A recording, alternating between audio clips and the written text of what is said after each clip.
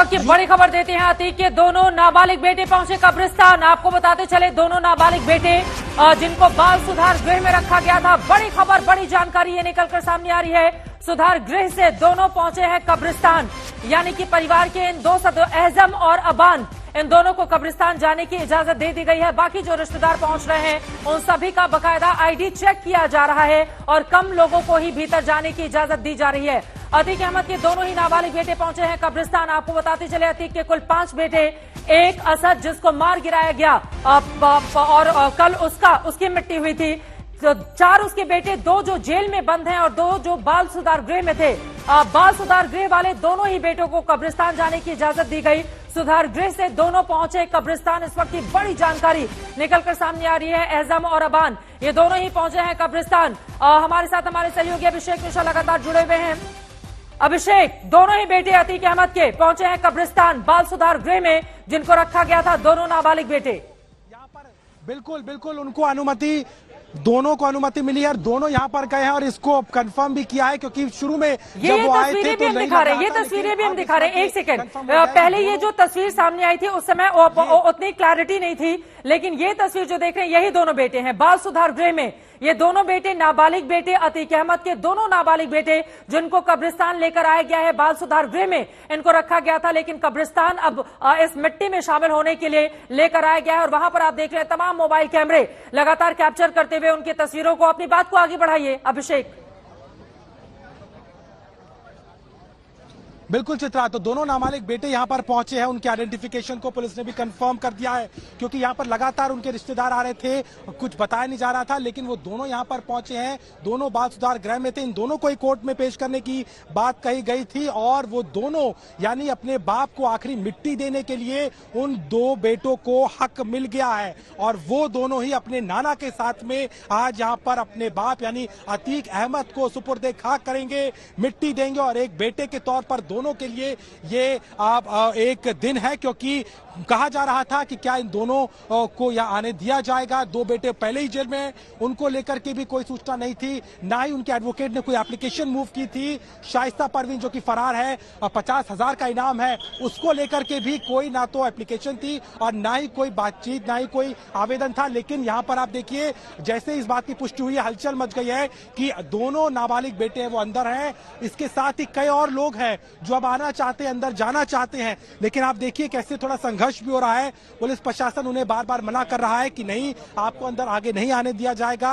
यहाँ पे केवल परिवार के लोग ही आएंगे और जिनका आइडेंटिफिकेशन परिवार के लोग देंगे उन्हीं को। पड़ोस का रिश्ता, दूर का रिश्ता, दोस्ती यारी, किसी को भी नहीं यहाँ पर चलने दिया जा रहा। कोई भी इस तरीके का व्यक्ति यहाँ पर नहीं पहुंचेगा, केवल और केवल वही जो नजदीकी परिवार के हैं। लेकिन जो 2 बेटे नाबालिग पहुंचे हैं वो अब कहीं ना कहीं ये साफ हो गया है कि अतीक अहमद को सुपुर्दे खाक करेंगे, वही आखिरी मिट्टी देंगे अपने नाना के साथ में। और अतीक अहमद और उसके भाई अशरफ, जिनको सुपुर्दे खाक करने की आज यहाँ पर कार्रवाई हो रही है, वो सीधे तौर पर देखी जा सकती है।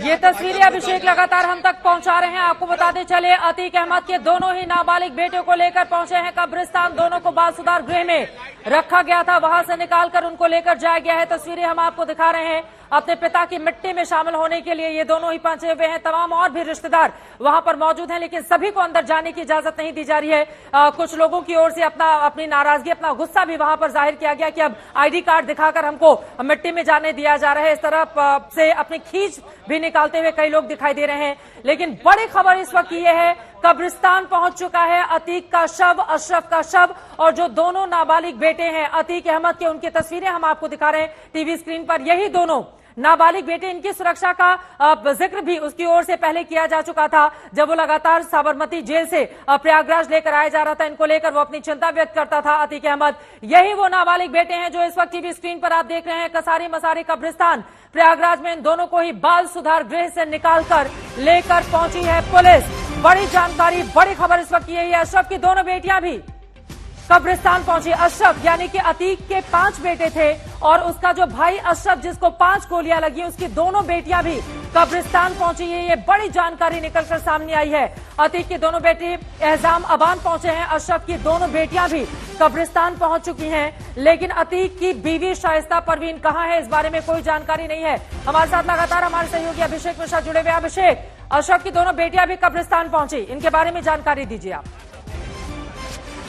जी बिल्कुल, उनकी दोनों बेटियां और उनके 2 लड़के, छोटे लड़के भी पहुंचे थे और अतीक अहमद के दोनों नाबालिग बेटे, उनकी पुष्टि हुई है। लेकिन यहाँ पर संघर्ष हमको दिखाई दे रहा है। आप देखिए, पुलिस और कुछ लोगों के बीच में, कुछ रिश्तेदारों के बीच में यहाँ पर संघर्ष होता दिखाई दे रहा है, जो जाना चाह रहे हैं लेकिन यहाँ पर जाने नहीं दिया जा रहा और पुलिस बार बार इस बात को मना कर रही है।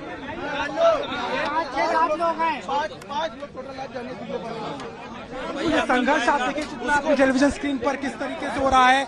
यहाँ पर आप आखिरी प्रक्रिया में पहुंचने के लिए जो लोग पहुंच रहे हैं वो जिद कर रहे हैं, लेकिन यहाँ पे कुछ ही लोगों को अनुमति दी जा रही है। पुलिस पूरी तरीके से नियंत्रण रखते हुए आईडी देख करके, नाम देख करके ही भेज रही है। हर किसी को अंदर नहीं आगे जाने दिया जा रहा और वही तस्वीर हमें यहाँ पर दिखाई दे रही है।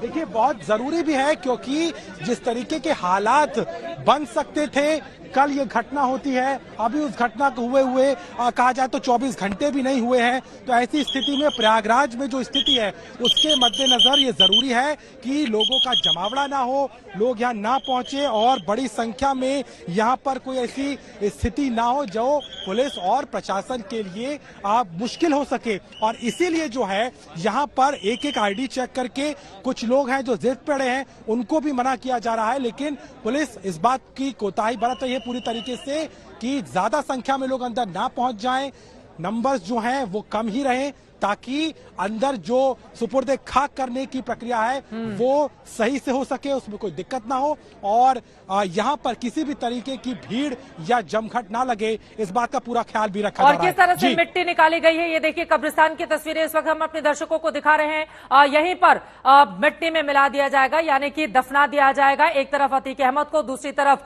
अशरफ को जो उसका भाई है, यहीं पर असद को भी दफनाया गया था, यहीं पर अतीक के पिता को भी दफनाया गया था। इसी कब्रिस्तान में आप देखिए किस तरह से अतीक अहमद को दफनाने की पूरी प्रक्रिया। लेकिन इस बीच बड़ी खबर यह है, अतीक के दोनों ही बेटे एहजाम और अबान पहुंच चुके हैं कब्रिस्तान। आपको बताते चले, उमेश पाल के हत्या के बाद लगातार पुलिस तलाश कर रही थी, असद की वो तलाश कर रही थी। असद तो नहीं मिला था, लेकिन दोनों नाबालिग बेटे पुलिस को मिल गए थे संदिग्ध हालत में, जिसके बाद पुलिस ने उनको हिरासत में लेकर बाल सुधार गृह में रखा था। खुलाबाद के बाल संरक्षण गृह में भेज दिया था और खुलाबाद के बाल संरक्षण गृह से पुलिस वाले निकालकर उसको लेकर पहुंचे हैं कब्रिस्तान। ये तस्वीरें आपके सामने हैं। अतीक अहमद के दोनों बेटे जो नाबालिग हैं उनको कब्रिस्तान लेकर पुलिस पहुंची हुई है, लेकिन 2 बेटे जो बड़े हैं वो जेल में बंद हैं अलग अलग मामलों में। अशरफ की जो दोनों बेटियां हैं वो भी पहुंच चुकी हैं यहां पर। अब थोड़ी देर में दफनाने की प्रक्रिया शुरू कर दी जाएगी। आप देखिए चारों तरफ घुप अंधेरा है, वहां पर लाइट की स्पेशल ये व्यवस्था की गई है। पहले मिट्टी खोदी गई और अब कुछ ही देर में दफन कर दिया जाएगा उस शख्स को 44 सालों तक जिसके आतंक का राज समूचे प्रयागराज और पूर्वांचल के हिस्से में देखने को मिल रहा था। एक बार फिर से मैं चाहूंगी जहां पर संघर्ष की तस्वीरें अगर हमारे दर्शकों को आप दिखाइए, कैसे लोग अंदर जाने की कोशिश कर रहे हैं अभिषेक, लेकिन वहां पर जाने नहीं दिया जा रहा है क्योंकि बहुत ज्यादा भीड़ है और पुलिस वालों के सामने भी चुनौती है। क्योंकि कल हमने देखा किस तरह से इस हत्याकांड को अंजाम दिया गया, जिसके बाद पुलिस अब और ज्यादा चौकस हो गई है। बिल्कुल चित्रा, और यही कारण है कि आज जो है चाक चौबंदी ज्यादा नजर आ रही है, पुलिस के जवानों की संख्या ज्यादा है, आरएफ की कंपनी भी यहाँ पर ज्यादा है और जो घेरा है वो बढ़ता जा रहा है। आप देखिए, मैं आपको थोड़ी दूर तक ले जाता हूँ। यहाँ पर तो कब्रिस्तान का गेट है, लेकिन उसके आगे अगर आप जाएंगे तो आप देखेंगे यहाँ पर भी आरएफ की टुकड़ी है, यानी कि यहीं से ही रोका जाएगा। अगर कोई आता है तो उसको यहीं से आगे नहीं जाने दिया जाएगा। ये यहाँ पर घेरा सुरक्षा का पहला बना हुआ है। उसके बाद अगर आगे आप आएंगे तो यहाँ पर भी आपको, मेरी दाएं तरफ देखिए, यहाँ पर भी आरएएफ के जवान मौजूद हैं जो बड़ी संख्या में और जो इस बात को सुनिश्चित करेंगे कि कोई भी ऐसी स्थिति ना हो। आप इनके आगे बढ़िए तो यहाँ पर यूपी पुलिस के जवान हैं, बाकायदा यहाँ पर गाड़ी भी लगाई गई है ताकि अगर कुछ हो तो यहाँ पर तुरंत लोगों को हटाया जाएगा। और दूसरी तरफ देखिए, इस तरफ से भी अगर कोई आना चाहे तो नहीं आ सकता क्योंकि यहाँ पर भी आरएएफ के जवान बड़ी संख्या में मौजूद है। यानी कि चारों तरफ से, एक तरफ तो कब्रिस्तान का गेट है ही, लेकिन बाकी चारों तरफ भी आरएएफ और यूपी पुलिस की बड़ी संख्या में बल यहां पर लगा हुआ है। किसी को आने नहीं दिया जा रहा और सीधे तौर पर अगर आप देखें तो सामने की तरफ जो है लोगों का संघर्ष बिल्कुल जारी है।